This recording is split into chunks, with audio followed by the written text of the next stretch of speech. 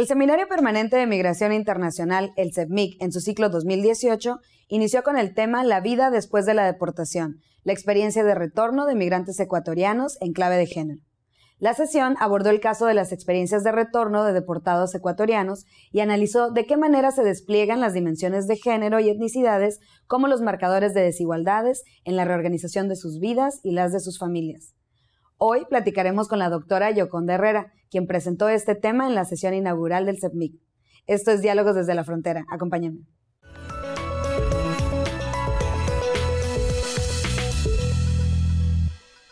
Bienvenidos a Diálogos desde la Frontera. Hoy tenemos el placer de tener de invitada a la doctora Yoconda Herrera. Ella es profesora e investigadora de la Facultad Latinoamericana de Ciencias Sociales, la Flaxo, Ecuador, y vamos a charlar con ella a propósito de la sesión inaugural del Seminario Permanente de Migración Internacional, que organiza el Colegio de la Frontera Norte en colaboración con diversas instituciones. En esta ocasión, la doctora Herrera presentó un trabajo sobre la vida después de la deportación, la experiencia de retorno de migrantes indígenas ecuatorianos en clave de género. Bienvenida, doctora, muchas gracias por estar con nosotros. Gracias por la invitación. Doctora, ¿nos podría poner en contexto, por favor, un poco lo que habló hoy y la cuestión de la migración, las diferencias entre la migración sudamericana y la mexicana en el contexto, pues, de este seminario?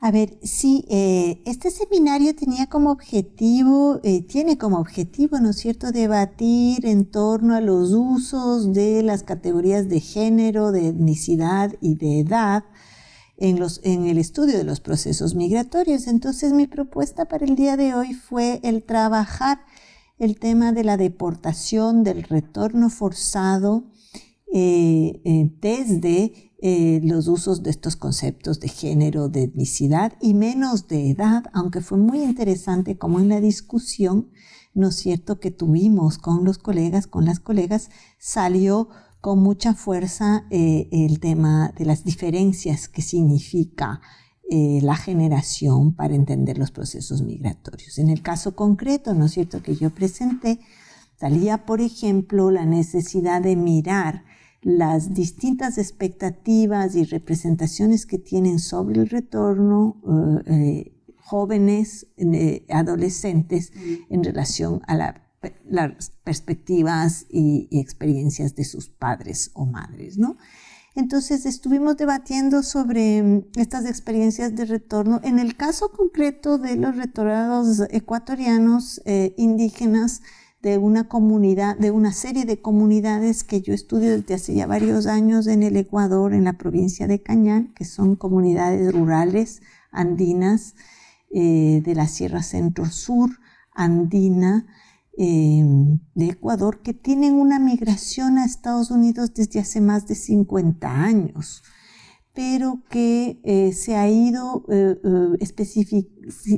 ha ido cambiando en los últimos 50 años, y el grupo que yo estudio, el retorno forzado de estas comunidades que yo estudio, son más bien de una migración que podríamos decir tiene 20 años, ¿no? De esa generación, que son aquellos que están siendo deportados principalmente por ya procesos anteriores de irregularización. Son migrantes indocumentados que ya han migrado en los últimos 15, 20 años, que no han encontrado salida legal en los lugares de destino para poder regularizar su situación. Como sabemos, ¿no es cierto?, eso ha ocurrido no solo con estos migrantes, sino con la mayoría que en los últimos 20, 25 años no han encontrado salidas para regularizar su situación.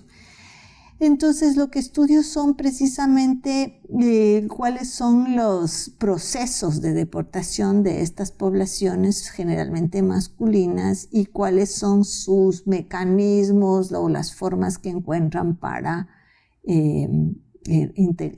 tanto sus familias como las comunidades para integrarles nuevamente o no, digamos, excluirles o integrarles nuevamente a sus comunidades y lugares de vida, ¿no? Fue muy interesante la discusión que se dio porque precisamente salieron algunas diferencias, tanto contextuales como históricas, como de todo tipo, en lo que podríamos pensar son estos procesos de deportación que son a comunidades rurales, que son muy endogámicas, que han sostenido redes, que han podido sostener estas redes a lo largo del proyecto migratorio, de aquellas historias mucho más urbanas, diríamos, mucho más individuales, y también en donde la deportación no significa volver al lugar de donde salieron, sino que puede significar el trasladarse a otra ciudad, el quedarse en la frontera. Yo entiendo que, por ejemplo, ¿no es cierto?, alrededor de Tijuana hay una serie de personas que precisamente han sido deportadas, pero que no necesariamente son de aquí, sino que se han quedado, ¿no es cierto?, cerca de la frontera por diversos motivos, o que no regresan a su lugar de origen. Esa es una primera gran diferencia que encontramos entre lo que es más común, digamos, en el caso de la migración mexicana, y lo que no podríamos decir caracteriza al retorno forzado a Ecuador, sino a esta zona de gran densidad migratoria hacia Estados Unidos, que es la zona centro-sur del país, ¿no? También tenemos casos, por supuesto, de migrantes que retornan y no van a sus lugares de origen, pero diríamos que lo que sí caracteriza a esta migración indígena es que predominantemente regresan a sus comunidades. Saben que es, al menos en un primer momento, esa red comunal y familiar la que va a servir como colchón, como soporte, como, diríamos, soporte emocional y material en los primeros momentos. Entonces yo creo que eso marca una diferencia importante. Esa sería la primera. Creo que la segunda diferencia es un tema de tiempo, de temporalidad. De lo que hemos visto, en general los deportados no regresan, como en el caso mexicano, que se escucha mucho luego de grandísimas temporadas de estar ahí, de 20, 25 años, es 15, más corta la estancia. Es más corta la estancia, entonces las problemáticas y los temas que surgen son también diferentes. Hay un extrañamiento, por supuesto, del entorno, de gente que ha estado 10, 15 años fuera, pero no hay del todo un desconocimiento. Yo he escuchado aquí historias de gente que, por ejemplo, no habla español, que ya solo habla inglés, de que no tienen papeles, que no encuentran la cédula, que no existen, digamos, prácticamente acá. De los casos que yo he estudiado y lo que he podido ver, estos son muy pocos los casos que existen de retornados en esa situación en Ecuador. Más bien hay una conservación de la lengua, inclusive en los hijos nacidos allá hablan español. No existe esta idea de que los hijos o hijas o los niños o niñas no hablen el idioma. Yo he encontrado que hay una socialización todavía muy intensa en la lengua materna, y también en el quichua, cuando estamos hablando de población indígena quichua hablante, ¿no? Entonces, ahí yo también encontré una diferencia de la discusión que me parece importante señalarla, ¿no? Exacto. Vamos a hacer una pequeña pausa y seguimos platicando con la doctora Yoconda Herrera. No se vayan.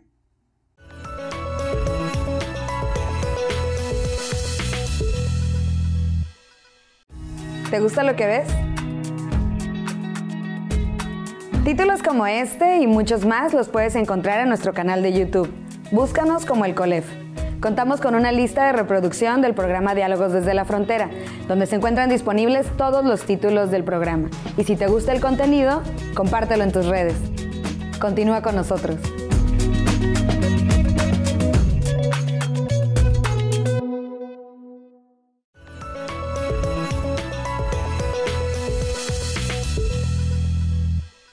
Bienvenidos de regreso a Diálogos desde la Frontera. Estamos hablando con la doctora Yoconda Herrera de la Facultad Latinoamericana de Ciencias Sociales de la sede de Ecuador.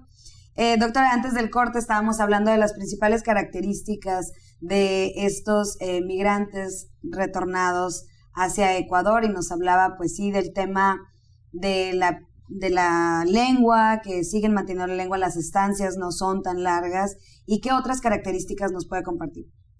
Yo creo que también una de las cuestiones que sobresale y que ayuda mucho al retorno, a pesar de la fragilidad y de la sensación de derrota y de la difícil situación económica que sabemos, ¿no es cierto?, caracteriza a las personas deportadas, es que persiste un sentimiento comunitario y una densidad de las redes muy fuerte, tanto para la salida como que ayuda mucho al regreso.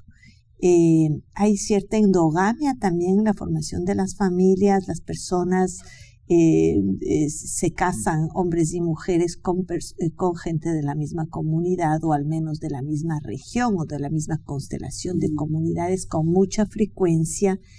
Y yo pienso que este es un factor que también de alguna manera influye en el tipo de retorno que se da y que me da la impresión que puede también encontrar similitudes en algunos casos mexicanos en donde se han dado estas migraciones indígenas, ¿no es cierto?, en ciertas zonas de Oaxaca o de Chiapas, pero que se diferencia de lo que es, digamos, este tipo de deportados que encontramos, por ejemplo, en el norte, acá en la zona de Tijuana, o alrededor o en torno a Ciudad de México, Michoacán, etcétera, ¿no? Entonces sí son cuestiones, yo creo que procesos bastante diferentes que también tienen que ver con la posibilidad o no de mantener estas redes étnicas muy fuertes. En el caso ecuatoriano también, los deportados que llegan a las ciudades también conocen otro tipo de experiencias. Tienen otras dinámicas también. Doctora, algo muy interesante de su presentación tiene que ver con los impactos de género, la cuestión de género en el proceso migratorio. ¿Cómo abordan la temática de género en su trabajo? A ver, yo creo que ya tenemos una experiencia bastante amplia de cómo se ha trabajado la perspectiva de género en los procesos migratorios y se ha dado de diversas formas, ¿no? Un primer momento, diríamos, se basó muchísimo en mirar, que es algo que también lo vemos en la deportación, en no mirar al proceso migratorio como un proceso individual. No es el tema de una persona y generalmente de un hombre que migra, sino que ese hombre que migra generalmente también impacta su proceso en muchas veces las esposas o las mujeres que se quedan, las hijas que se quedan y los hijos que se quedan. Entonces, mirar al proceso migratorio no como un proceso individual, sino familiar, nos empezó a conducir a distintas preguntas sobre qué pasa con las mujeres que se quedan, cómo readministran su vida, cómo se da la relación de pareja a la distancia, cómo se construyen las familias a la distancia. Entonces, una primera experiencia ha sido mirar en la migración los que no migran. Y estas son generalmente mujeres. Y eso ha habido muchos casos en México, ¿no es cierto?, donde ha predominado una migración masculina, pero también en Ecuador, en donde también en un primer momento la migración a Estados Unidos fue una migración masculina. Entonces, eso trajo ya ciertas interrogantes de género. ¿Qué pasa con las mujeres que se quedan? ¿Cómo administran o no su autonomía? Los niveles de control social que tenían esas familias sobre estas mujeres, la doble o triple carga, ¿no es cierto?, que significa también situaciones de vulnerabilidad y también de empoderamiento. Entonces las preguntas eran: ¿empodera a las mujeres el recibir remesas y tener la posibilidad de manejarlas con mayor autonomía? ¿O más bien hay procesos de control social sobre ellas, ¿no? Había muchas preguntas, hubo todo un tema alrededor de eso, ¿no? Yo creo que obviamente un segundo momento en donde se busca una perspectiva de género es cuando las protagonistas de la migración empiezan a ser mujeres, que ese es el caso que se da, por ejemplo, desde América del Sur de manera muy fuerte y contundente en la década del 2000 con la migración hacia Europa, al ser sur de Europa, hacia Italia y España, ¿no? Y yo creo que también en el caso de mexicano, los últimos 20 años ya conocemos procesos migratorios de mujeres cada vez más intensidad. Yo creo que ahí surgen otras preguntas, ¿no? ¿Qué representan para las mujeres esa experiencia de la movilidad? ¿Qué representa para las mujeres el tipo de inserción en el mercado laboral en los países de destino. Muchas de las mujeres ecuatorianas, por ejemplo, que viajaban a España o a Italia, se insertaban en la economía del cuidado, que representaba el tener mayor ingreso y al mismo tiempo una cierta inserción en sectores desvalorizados. Esas contradicciones entre tener mayor autonomía económica y una cierta desvalorización social respecto a su lugar de origen, bueno, qué tipo de dilemas, ¿no es cierto?, nos presentan en términos de las relaciones de género. Esas son como las experiencias, ¿no? Yo creo que otro nivel de análisis de género son ya las estructuras, cómo todos estos temas se relacionan con la globalización, con mercados laborales segmentados por género, con experiencias, ¿no es cierto?, desiguales de inserción social, de relación con las sociedades de destino, ¿no? Porque otro tema que digo también dentro de la cuestión de género hablaba sobre cómo retornan los hombres y cómo también se confrontan con una transformación, pues a nivel de su masculinidad, de esto que hablaba como del tema del fracaso, lidiar con la precarización también de no tener dinero para proveer a su familia. En fin, vamos a realizar otra pausa y cuando regresemos me gustaría que nos hablara cuando llegan, cuando ya están de regreso en sus comunidades, ¿qué pasa con estos hombres y mujeres? Perfecto. Vamos a hacer una pausa, no se vayan, regresamos a Diálogos desde la Frontera.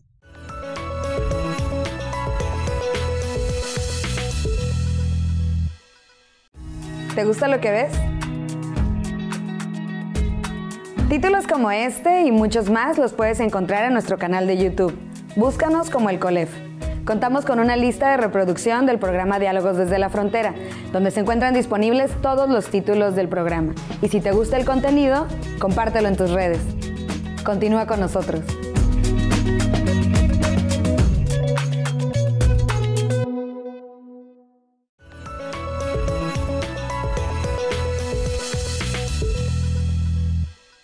Bienvenidos de regreso a Diálogos desde la Frontera.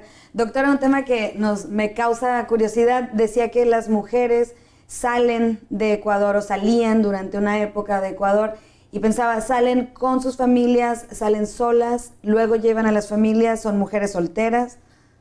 ¿Cómo funcionaba este proceso migratorio? Sí, al finales de la década del 90 y comienzos del 2000, Ecuador experimentó un éxodo masivo, diríamos, un flujo migratorio muy fuerte debido a una crisis económica y política que vivió el país a finales de los 90. Y en contraste con lo que había sido la propia tradición migratoria ecuatoriana hacia Estados Unidos, que era eminentemente masculina, lo que conocimos en esa década fue una migración jalonada por las mujeres, sobre todo, y a Europa, al sur de Europa, muy relacionada con las crisis de bienestar y con las necesidades de esos países de llenar los nichos de cuidado para el cuidado de menores de edad, de ancianos, del trabajo doméstico, que creó, ¿no es cierto?, muchos nichos laborales que en base a las redes de mujeres fueron jalando a muchas mujeres ecuatorianas, ¿no? De todo el país, de zonas urbanas y menos que rurales en ese caso. Y entonces se dio un proceso migratorio muy distinto al que se venía dando hacia Estados Unidos, que era muy parecido al patrón más mexicano, una migración masculina, que a veces reunificaba y otras veces más bien se mantenía, ¿no es cierto?, la familia en origen. En el caso ecuatoriano se dio muy rápido una migración primero de las mujeres que encontraban trabajo, luego de los esposos, cuando había un esposo también habían casos de mujeres solteras, pero también de mujeres madres solteras, y luego de los hijos. Entonces en el lapso de unos 10 años o de unos 8 años fueron procesos, yo diría, de reunificación muy rápidos, comparado, ¿no es cierto?, con lo que ocurre con Estados Unidos, en donde las políticas migratorias son mucho más complejas, donde las posibilidades de reunificación son mucho más difíciles y donde más bien hay todavía un predominio masculino, ¿no?, a pesar de que también estos segundos migraciones se feminizaron. Entonces eso también trajo muchos estudios desde la perspectiva de género. Y tal vez yo creo que si bien hay un predominio desde ese protagonismo de las mujeres en la migración, creo que poco a poco también nos estamos inclinando ya a mirar los procesos de los hombres como en tanto hombres, en tanto varones, es decir, la construcción de la masculinidad en la migración.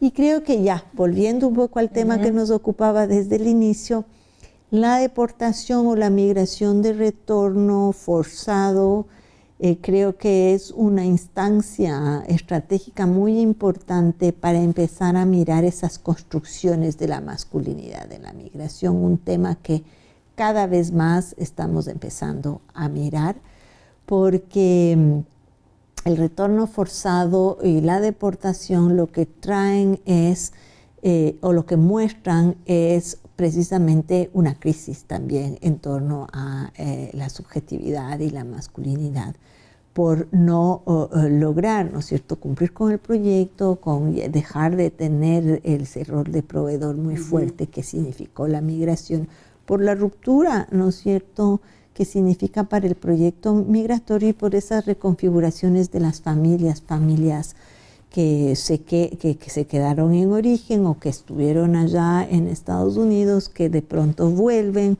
otros se quedan, otros regresan, etcétera, y crea, ¿no es cierto?, una serie de problemáticas que estamos empezando a mirar también desde el género, ¿no? Sabemos que obviamente todos los procesos migratorios y todos los temas en torno a la migración son algo que va cambiando constantemente y se va transformando, pero si pudiéramos cerrar este programa con esta reflexión acerca del impacto sobre las familias y cómo viven desde ahorita, o sea, en este momento, cómo regresan, cómo se insertan, si nos pudiera dar una fotografía de cómo todos estos factores que hemos platicado, qué pasa cuando regresan, cómo están esas familias.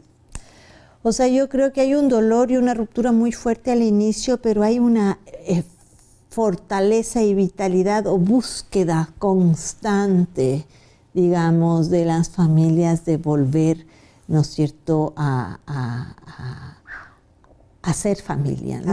A reconfigurarse, que eso creo que hay que subrayar.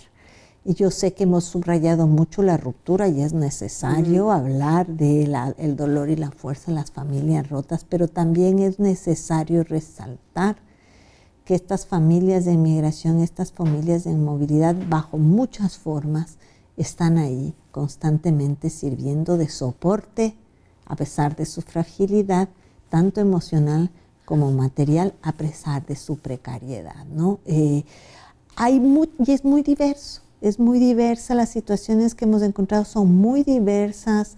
Hay esposas que se han quedado mientras han deportado a sus parejas, hay esposas e hijos que han regresado con la deportación de sus parejas, inclusive hijos con ciudadanía estadounidense, y entonces tenemos otro tipo de dilemas presentes.